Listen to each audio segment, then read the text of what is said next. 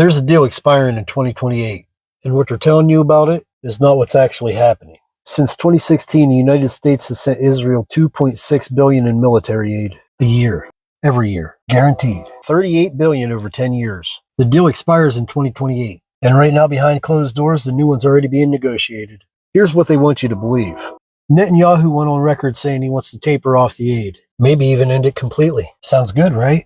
Israel stepping up, paying its own way. The headlines write themselves. Except, reports from before the same announcement said that Israel's pushing to not just renew the deal, but double the length of it. A professor at Bar-Ilan University said it best. It's much better to say we want to voluntarily reduce the aid than to lose it all at the negotiations. In other words, get ahead of the bad headline before Washington writes it for you. This is where it gets heavy. Here's what's actually being proposed. Not less money, a different pipeline for the same money. Right now, military aid to Israel goes through the State Department. Public, visible, voted on, tracked. What Israeli officials are quietly pushing for? Moving that money into the Pentagon's general procurement system. Defense contracts, industrial partnerships, sustainment pipelines. That sounds like bureaucratic nothing. It's not. It means stripping away the oversight that makes the relationship accountable to the public at all. Moving it from the visible annual vote of Congress into the opaque machine of defense acquisition, where oversight is minimal and accountability nearly disappears. They're not cutting the checks.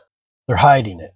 And here's the part that should concern you as an American taxpayer. U.S. law, the Foreign Assistance Act, prohibits sending military aid to any country engaged in a consistent pattern of gross human rights violations. There's a specific provision, Section 6201, that bans weapons transfers to any country that's blocking the delivery of humanitarian aid. Critics point out that Israel has been doing exactly that in Gaza. Deregistering aid organizations, blocking deliveries, failing to meet agreed targets for humanitarian truck shipments. If that's accurate, this isn't a moral debate.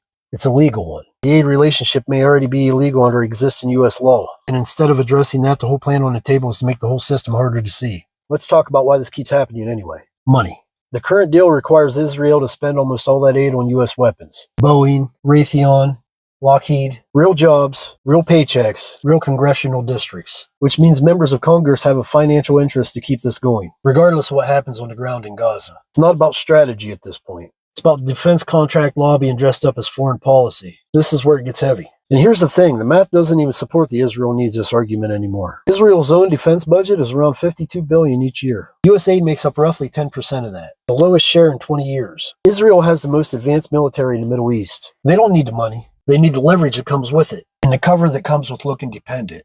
One more thing. Public opinion has already shifted. A Gallup poll from February this year found that the first time since they started asking in 2001, more Americans now sympathize with Palestinians than Israelis. 41% to 36%. That number used to be reversed by a mile. The politicians know this.